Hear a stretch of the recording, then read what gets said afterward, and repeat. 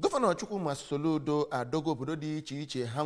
nwere okwu ala aka na ntị ka ha ghara ịdị na-eme ihe masịrị ha ma mee ka amata na gọọmenti agaghị anabata ọkatakata ọbụla na ụdị ọbụla nwere ike ịtụfu ndụ mmadụ. Gọvanọ Soludo dọrọ aka na ntị n'obi gọọmenti dị n'Awka site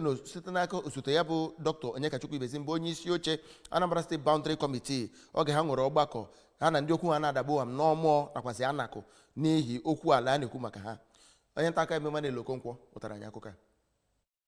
Soludo onye kwupụtara na ọchịchị ya na-agbanyesi ike ịhụ na enwere udo tọrọ atọ na mmekọrịta nwanne na ibe ya n'obodo niile dị na Anambra steeti kpọkuru ndị ọmụọ na anako ka abụ nnọọ ndị ga-abagide udo kwee ka udo chia n'etiti ha ebe ọ kọwara ha dịka ụmụnne. Ọ gara n'iru kwee nkwa na Anambra steeti gọọmenti ga-etinyezi aka na ya bụ okwu site n'aka ndị kọmitii na-ahụ maka ọka na Anambra steeti iji wee mee ka udo tọrọ atọ dị n'etiti obodo abụọ ahụ ma dọọ obodo abụọ ahụ aka na ntị ka abụ ndị ga-akwụsị ihe niile ha na-eme na ya bụ ana n'oge ugbu a. N'okwu a dị iche iche onye na-anọchite anya ndị agha amelụmụ n'ụlọ omebe iwu steeti a bụ Honorable Bernard Udemezue onye ji ọkwa kọmishọna na-ahụ maka mmanụ na ihe ọnatarachi na steeti a bụ ọkaiwu Tony Ifeanya onye si obodo Anako eze ọdịnala nke Ọmụọ Igwe Chris Chidume kelere nnọọ gọọmenti steeti a maka ịbata n'okwu ahụ ma kpọkuo gọọmenti steeti a ka ọ bụ ihe ga-agbanyesi ike ime ọsọ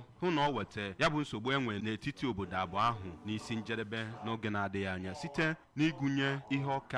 ọkana niile nke obodo abụọ ahụ site n'obi gọọmenti dị n'Awka. Abụ m Emmanuel Okonkwo.